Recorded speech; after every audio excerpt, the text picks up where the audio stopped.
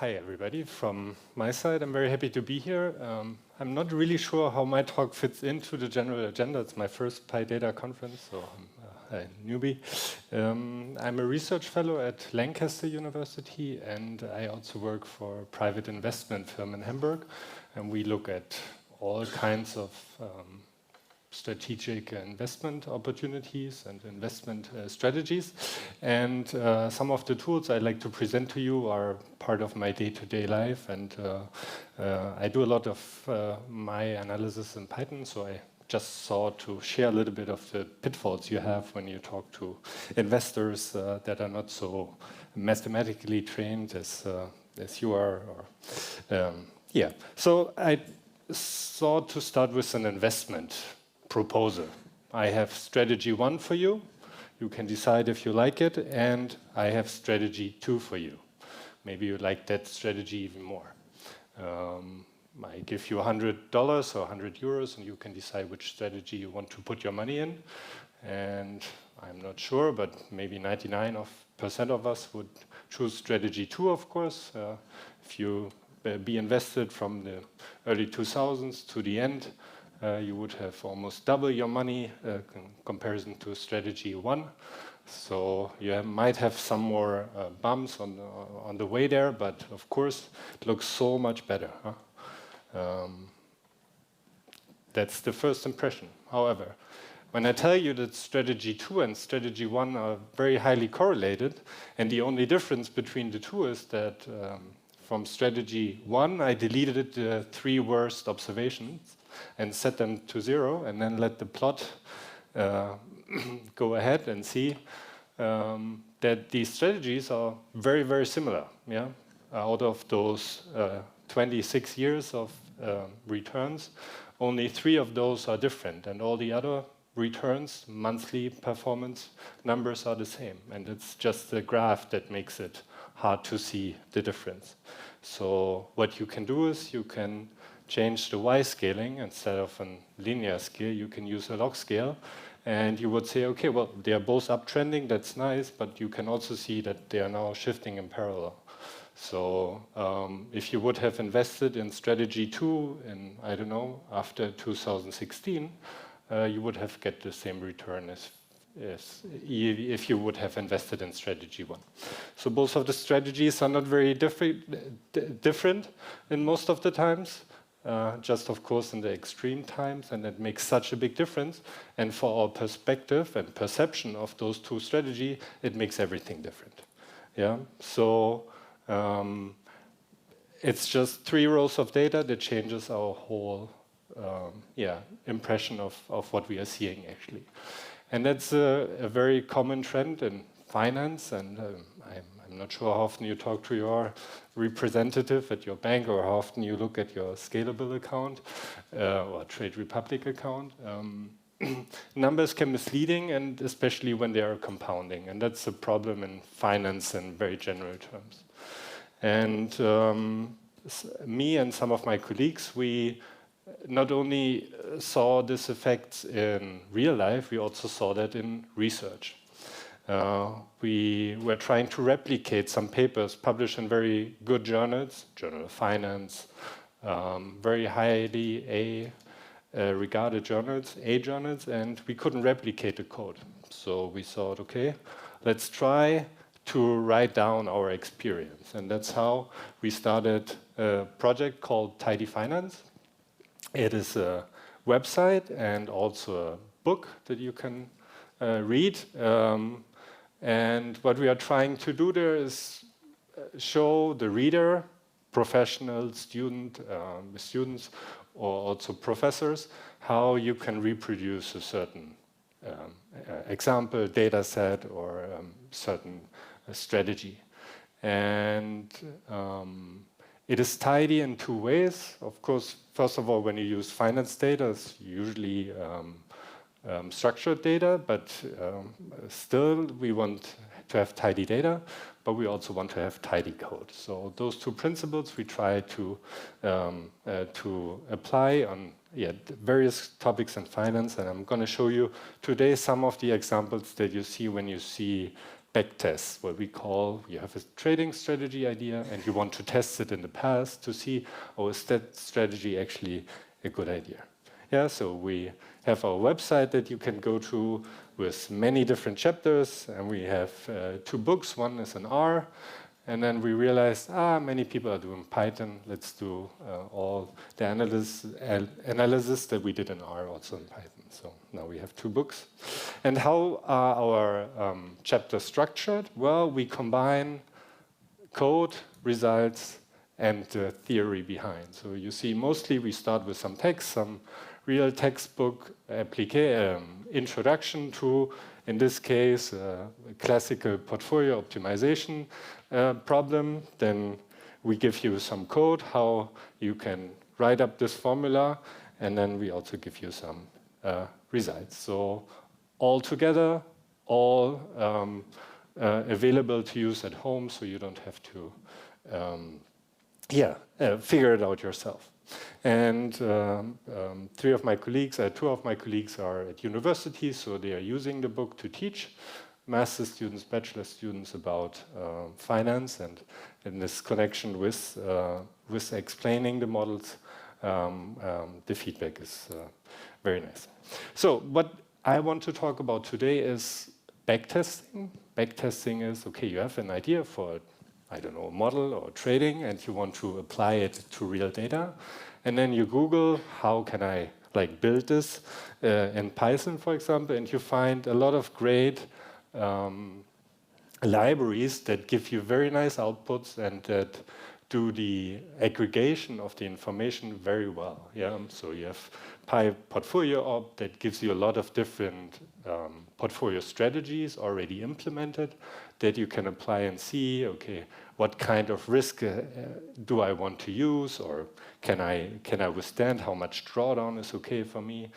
Then you have backtesting libraries that do all the calculations in the background, how you get your portfolio weights and how these portfolio weights are translated into actually performance time series. And then you have PyFolio and Quantstat that gives you these nice outputs that generate PDF files for you that you can just summarize the information for you. And we really like those tools and I use them often, but I want to point out that these tools are just one side. Yeah, they take whatever input you gave it, and then they give you a very nice output.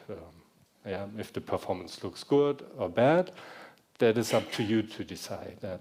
But those tools are not really talking about the inputs, and that's what I want to talk about. Yeah, what inputs do I use for my backtest, for my model validation, estimation procedure to figure out, oh, this is actually realistic or this is not very realistic. And then I looked into the PEP 20 and it says explicit is better than implicit. So what we try or what we are doing, and hopefully you cannot find any spot in the book where it's not like that we put every assumption, every parameter set that we use, we put it explicitly in there, and usually we also comment on it. Yeah, so we try not to hide any parameter choice that might impact the total performance at the end. We really try to be explicit about that. Yeah. So an example where it's not very explicit is this, for example. So you download some kind of library and it tells you, okay, there's a portfolio optimizer with 2 inputs, mu and s. Mu is the mean return, so just say, I don't know, maybe the arithmetic mean over the past, or it is some kind of factor model. We call it the capital asset pricing model. It's a very famous one. But what mean do you use? Maybe you can also use the logarithmic mean, or you can decide, do I use all the data from 2000 until now, or do I only use the data from 2010 because the 10 years before they weren't really important to us? And all these kinds of decisions that you have to do beforehand are left to you, basically. The same goes with the matrix S. It's a n by n matrix for, let's say you have n stocks you are looking at. When you have monthly data for over, I don't know, 5 years, is, I don't know, 50 observation points, a little bit more. But when you look at, I don't know, 500 stocks, you can still calculate S, but in order to calculate the portfolio weights, you usually use the inverse of it. So you have this invertibility problem, this course of dimensionality, what the finance people call it. So you do some kind of shrinkage. But the backtesting tools I showed you, they are not really talking about shrinkage. So you have to think about that yourself beforehand. And with tidy finance, we're trying to give you all the good inputs and some good outputs. The next question is, okay, do I want weights that are just positive? That's the usual case that you do, but when you work for a big investor that can trade in, I don't know, derivatives or futures, for example, where you can also take short positions, is that in your optimization? Where do I put this in? What is the standard? What's the default setting? I have to look at that. And also, what are my transaction costs? When I do the backtest, every trade you do has a market impact. I mean, the assumption of financial markets is that there's no assumption, that there's no impact of your single trade on the whole market prices. But of course, there are trading algorithms that are trying to optimize how much trading costs you use or you produce. So you really have to be thinking about that in your backtest, how you model that. You cannot just say, okay, 1% is all the time, it's just I put into trading. When you want to buy or sell an NVIDIA stock, for example, that's not very costly, but if you want to sell or buy a very small stock that is not traded very often, the transaction costs are much higher. Another problem is overfitting. So you can think about it as training and testing. And in the test set, you put all the parameter choices in there, and you do this big grid, and then you don't really control for that in your test set. So you just go through all kinds of windows, for example, or threshold parameters that you might use when you estimate your mean or your variance matrix, or and then you just append all your results. So each one is a new trading strategy, and then you just use the best one based on a certain criteria. I don't know, the out of sample performance, or what we use very often is the Sharpe ratio. That's the return divided by the variance, so so to say the risk-adjusted return. And then you plot the best performance. But is that really a good choice? Is this in-sample optimization good when you do it out of sample, when you do your live trades? And maybe you have seen examples. I've seen tons of examples. Or what they are saying is, I've never seen a bad backtest. So we really want or I would like you to be aware of that this is the case for all of us. Right. So what is tidy finance about? It's about the input side. We want to be explicit how you get to a certain mean, how you, when you get a data set that is well known, for example, Pharma-French factor data, how you use that, how you transform that into actual trading strategies. And we want to be explicit about how you do the sorting, for example, of your assets that you use in your portfolio, how you determine which one is a good fit for your risk aversion. Or there are so many choices, and all these choices are different for us, but we just want you to give you one, I don't know, let's say a template maybe, so you can see that you have to think about this a lot.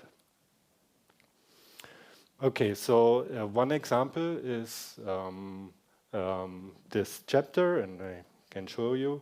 This is from the website. It's called Constraint Optimization and Backtesting. And what we do is, well, we first load all the packages that we use, and you will see that most of them are very standard packages. So we try to program all the optimization functions by hand. And of course, that might be not very efficient in terms of computation time and that, but for learning purpose, that's perfect, because you see what is happening and what are the assumptions, what is the mathematical model. And this combination, that I think is unique in the space where we operate with this book. So you get the returns. You see, we use pharma French data here. Those are standard industry return, and then we give you some more ideas about what do we try to optimize. And you can see here what we want to do is, well, we want to minimize the portfolio variance. So the omegas are your portfolio weights, and sigma is your variance-covariance matrix, what I called as before. And we have one assumption here: the weights, they sum up to 1. Yeah, cannot invest more or less than 100. And then we calculate those weights here, and you see you get some weights, and you see, well, when you add those up, they might be all 1, but you see 1, for example, here, down here, this is less than 0, so you might be, well, I can only go long, so we have to put in some constraints at the later end. The first optimization I showed you was the minimum variance portfolio, so I just want to minimize my risk. I don't really care about the returns, but you can also make this very famous formula from, I don't know, 1952, and people are still talking about it, or at least we are, and all the finance people I talk to talk about it is, okay, but I want to minimize my variance, but I also have some kind of assumption of how much return I want to have.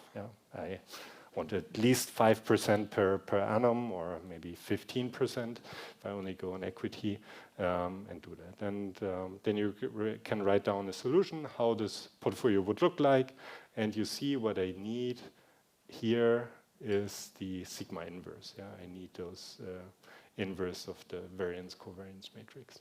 So, and then we go into explaining this formula and explaining to you, okay, what are these inputs and how do we get good estimates for these inputs? Because as you can see here, this sigma has no head on it. So it's a theoretical optimal, but you have to estimate it from real data. And there the tricky part starts. So we give you an overview of the literature of all these estimation, and then we show you one example how to do it. And we do it in two ways. We on one side try to tackle the estimation problem in the sigma inverse, so how to get a robust estimate that is also valid when the market dynamics change. So you have dynamic market participants, and maybe the participants today are AI driven and much more volume than you had 20 years ago. So the dynamics and how asset prices are built are much different than they were in the past. So we want to get this estimation uncertainty that is dynamic, and we also want to look at, okay, how do we model transaction costs, and how do we do that? We just use a penalty term on that. So the more you trade, the more the trade is penalized. And we do this through, in this case, a quadratic function of the weights in t plus 1 and t plus. So that's the performance or the weight just after you have seen the return of t plus 1, but you're still in the position of the period before. So you have to be very specific about that too. And then you can rewrite the optimization problem in a transformed way where you have all these stars. And there you can see, okay, this quadratic term, it enters in here. So, and then you can write it down again, and you can see actually that you get now a penalty term here that is somewhat connected to a naive portfolio. When I have no information, give you $100. You just put in each asset, you put the same fraction. For example, that would be one very naive. That's why we call it a naive solution. And there are papers out there that show that this is a very strong benchmark, hard to beat out of sample. And so we derive at those optimal weights, and then we estimate those and calculate an efficient frontier. So, and this goes on and on and on, and I don't want to dive in too deep. But going back to my slides, you see we put some parameters here, and what those parameters are, we explain in the text. So the window length, for example, gives you I do rolling window estimation. Like in this case, for 120 months, so for 10 years, I estimate by parameters. Then I do a one step ahead forecast of the optimal portfolio, and then I shift my estimation period again in one period and do the same thing again. And so I get what we say a pseudo out of sample test for a certain trading strategy. The beta you have just seen, that's connected to the trading cost parameter. Yeah. The penalty term, and gamma is my risk aversion. Yeah, so how much risk I'm willing to take. And then we give you this evaluate performance function where you just get out, okay, we get out the raw returns of my portfolio, we calculate the turnover, I also get the net return, so the return after cost, and then I put it all in an array. Yeah. And here's the function that you can also see on the website, how to compute my portfolio weights. And you see we here define this objective function I've just shown you with some initial weights. And then we give you some of the constraints that we use, equality constraints, that you always sum up to 1. And then we use, in this case, the SciPy minimize function with all the parameters that you can see. Yeah? So not just putting in one line of code says calculate efficient portfolio, we give you the whole thing where you can see all inputs and all parameter choices. And then we calculate the backtest, and we do this in a very old-fashioned sense, maybe you would say. It's not parallelizable because we go from P every period. So we do this out of sample backtest one period at a time. So when you read the book, you understand at each point in time what is going to happen. And we always define the returns I use, and then the next return is the return I use to evaluate my trading strategy. And that's why this -1 I have marked it, just to show you that it is important to have a difference between the evaluation data and the estimation data.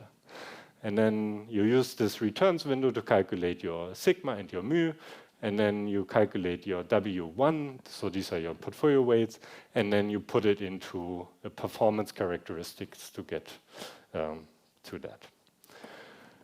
So to go back to the beginning, there I showed you some performance charts, and now I show you some performance charts again. So, and it's about this -1, this very crucial parameter. If you forget about that, you might end up with your performance chart that is the red line, but when you do it correctly and you have the -1 in there, your actual performance is this blue line. And that's the look-ahead bias. Yeah? You use past data to come up with your portfolio weights, and then you use returns that you have not used to calculate the weights. And the difficulty here is a thing in your mind that the return at a certain day t, you only observe it at the end of the day. Yeah? So you don't see it at the start of the day, but at the end of the day. So that's why this lag is very important. You cannot use that day to calculate your performance. And when I do the same for the log scale again, because I like to look at backtests on the log scale, you see that the performance difference now, it's much more wider. Yeah? So you really see there's a difference in the actual strategies. Sorry. And so it's not as parallel as in the beginning where I just changed 3 rows of observation. But now you can see it here much more. So we have this principle of very clear code in the whole book for different chapters: beta estimation, Farmer-French replication, option pricing. So just look at it and maybe you can find some nice things. So 3 things to remember when you have applications: be explicit about your assumptions. When the assumptions are not in your code, they might be in your head, and your head might be here or there, or you never know. And when somebody shows you a backtest, don't ask about the Sharpe ratio, ask about the assumptions. and the look-ahead bias. Thank you.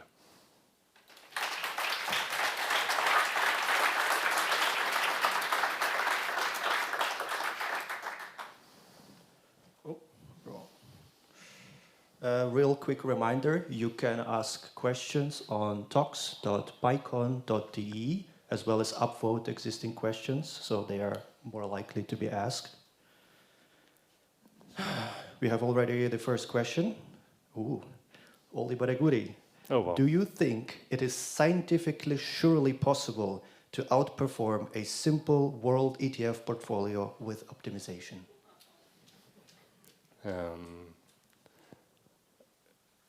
This question is a theoretical question, and of course that's not possible, but when you look at your ETF positions, it might be possible to outperform it, but market change dynamically. So I think it's good to think about the Olympic principle sometimes. To be there is the most important thing, and what kind of strategy you use is not as important. So as a disclaimer, there are trading firms out there that use a lot of AI tools and a lot of market data, priority market data to get the edge, to get a trading position 51% of the times right. And that's enough for a certain volume to produce alpha performance. I work at an investment firm. My private portfolio is still just the ETF index, very simple. But of course, I would not put all eggs in one basket. I would, of course, try to use different asset classes. And the examples in our book are just equity data because that's the most available. Awesome. The next question is, who is the target audience of Tidy Finance? So we started with, there are many papers a couple of years ago about the replication crisis in finance. So the first audience was academic audience, for students who might not have a big background in programming, to make it very easy and accessible for them to start coding and to understand the models, because they get very technical very quickly, and finance people have a very unique jargon, how they name parameters and things. So we wanted to make it easier for students to see the cool stuff that we care about. But in my daily workings, I see that most of the tools I use for the students, I can also use for some of our investors to explain to them what we are actually doing. And the next question is, can the code, your library, account for current market conditions, world events in the portfolio of political or other nature? Yeah, so we are not coming up with a new trading strategy that is better than everything that's out there. We're just showing to you, okay, those are the standard models that are used by mostly everybody in finance. And you can check that with new data yourself, if these models are stable, robust, and if the claims of your banking advisor are really valid in very dynamic markets. I'm reading its long question. Okay. Is there a big difference between the R and Python implementation? So let's. So we did that 3 years ago. So we didn't have good LLMs that help with that. So it was actually done by hand, I would say. We have to maintain both repos, so to say, but we really try to use as little packages that are available as possible, just for the stuff that is really standard, and most of the things where it gets to the detail about the finance implementation of certain things, like, I don't know, when you do a certain sorting of stocks and how you sort them, we do that by hand. So this code is logically the same in R and Python. So, and all the results are the same. So yeah, they should be the same. Last question. What's the difference, I guess it's like for an average person, what's the difference between a robo-advisor and optimization from tidy finance? There is no difference. We just explain to you what the robo-advisor does, or what is going on under the hood of the robo-advisor. Yeah? So these packages I showed you, they show you the performance of the robo-advisor maybe, but we try to make you understand what is actually happening there. Yeah? So that's the goal. So yeah. Thank you, Christoph. A round of applause. Thank you very much.